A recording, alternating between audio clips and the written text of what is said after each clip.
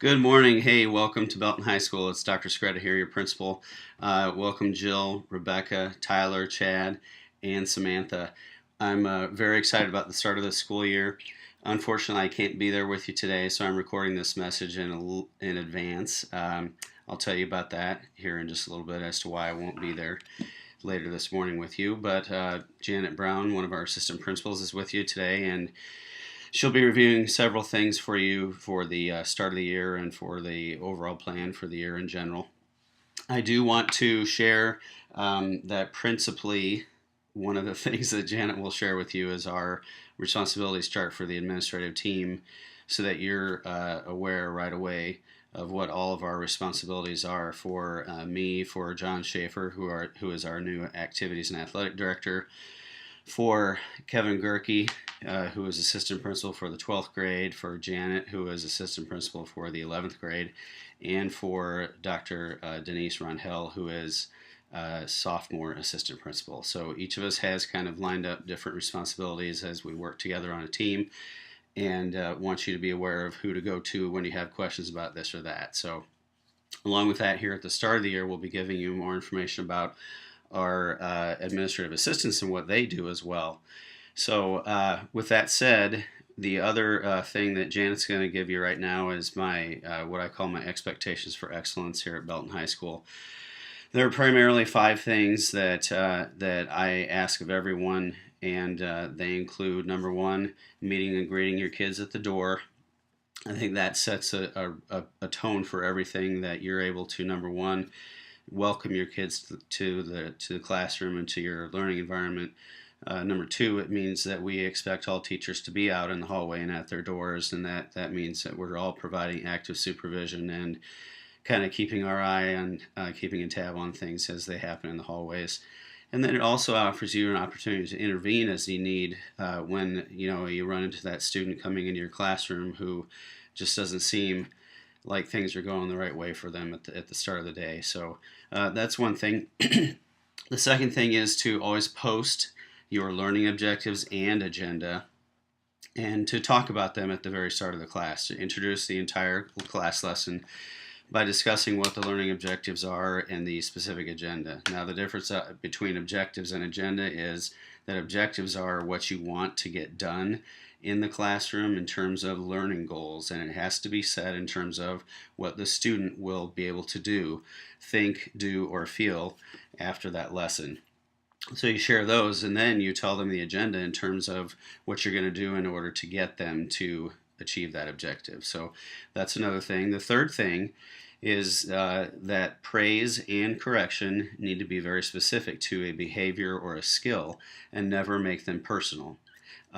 Take the example of if I'm trying to praise somebody and I just say, "Good job," that doesn't really tell you very much about what the specific things are that you did or performed, or the skills that you demonstrated to make that a good job. So focus on the skill and never make it personal in terms of, "Hey, you're awesome," or "Boy, you're just terrible," especially in terms of the negatives. Never make it personal. Make it about what the skill or performance event is that the student demonstrated, the positive or the incorrect skill. So the fourth thing is the general rule that sarcasm is outlawed. I'll talk more with everybody about this all here at the start of the year, but I'll give you the example. When I taught Spanish in my first few years of teaching, I was a Spanish teacher and social studies teacher. And I thought I would make it very clear by telling students, whatever this writing assignment is or this speaking assignment needs to be done in Spanish, right? It's a Spanish class. Well, sometimes maybe I wasn't actually too explicit about that. And students would come up to me and they'd say, "Senor Scretta, do you want this in English or Spanish?" And my sarcastic response was, "Well, Swahili." I don't know about you, but that might be a little bit funny, but the truth is that makes the person who I'm telling that to feel pretty stupid. And that's sarcasm always has a victim. So even if you think that your students are old enough and mature enough and smart enough to get that, don't do it. It's not worth the possible benefits. And honestly, I don't think there are benefits. I think sarcasm is just not good. So please don't do it. Okay, so the very last thing of the fifth of my five expectations for excellence is the idea that positive attitude is so important, and it's an expectation that we all work together with a positive attitude, with each other as colleagues and with our students as those who are we are as educators. We're leading them. I want you to think of yourselves as leaders in the classroom. Positive expectations has to do with everything we do, and I'll share more about this. But there are some acronyms and some equations that I like to use. For example, E plus R equals O. Event plus response equals outcome. Whatever the event is that's happening around you, that you're participating in, that you're trying to influence, your response determines the outcome. And obviously, my theory and my belief and my experience is that when your response is positive, the outcome of whatever event will tend to be more positive and you'll have better results. Just plain and simple. Now, that kind of gets back to the reason that I can't be there with you this morning. And that is that I am now a 10-year cancer survivor. In 2004, when I was 33 years old and just about to start my first job as a head principal, I was diagnosed with non-Hodgkin's lymphoma. And I went through 17 months, almost 2 years of chemotherapy and beat cancer.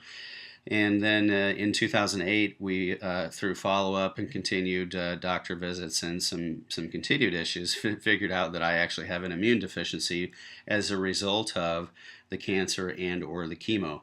With Rebecca and Jill there as two science teachers, you might be able to explain this to the others better, but my lymphoma had to do with my immune system, and my B cells no longer make enough antibodies. So every 4 weeks, I go into the Kansas City Cancer Center, which is part of the whole University of Kansas system, and I get a treatment of immunoglobulins, which are basically your antibodies. It's a human blood product, and pretty cool stuff with all the science, and obviously it's very important for me so I can stay healthy. So once every 4 weeks, though, that means that I come in for maybe a couple of hours and then leave for the rest of the day to go get my treatment. I have a port here in my chest, and but I share that with you because it's such a big part of who I am, and having now passed a 10-year mark, I'm also passing the 10-year mark. Last year was my 10th year.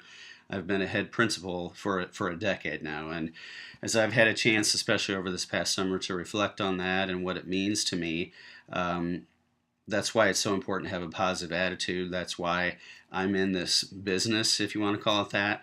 That's why I love what I do, helping kids and helping teachers. And what I will tell you is that my job as a principal, my primary job, is to make you the best teacher that you can be. Period. If I can do that, everything else is going to take care of itself. So that's why I want to be clear about expectations, and really that I'm very, very excited about the start of the school year. I think I'm very proud of you as members of a hiring class, if you want to call it that, a cohort that we've been able to bring on board here at Belton High School. So without further ado, I'm going to turn it back over to Mrs. Brown, and again, I want to wish you a great start. We'll be meeting for the better part on a monthly basis throughout the school year to cover a variety of topics kind of as the school year cycles through, starting with parent-teacher conferences coming up here in a little while. But, I want you to have the best start to the school year. We're providing you 2 books. One is called John Hattie's Visible Learning for Teachers. Hattie is kind of the big rock star of education research right now, doing meta-analyses of teaching strategies and instructional approaches. So kind of similar to Marzano, but he's done even more meta-analysis. And then the other one is Harry Wong's The First Days of School. And not that you need to read these books cover to cover, but they're both great resources, especially in these first few weeks as you set up and start the school year, to use Harry Wong's book as as suggestions and guidelines and ideas for you to start out firmly with students to establish regular routines and operating procedures for kids. Students want clear expectations just as much as we do as adults, and they'll thrive on that. And again, that's why I want to share my 5 expectations for excellence. And again, have a great start. Glad to have you with us. Excited about the start of the school year, and we'll see you soon. Thank you.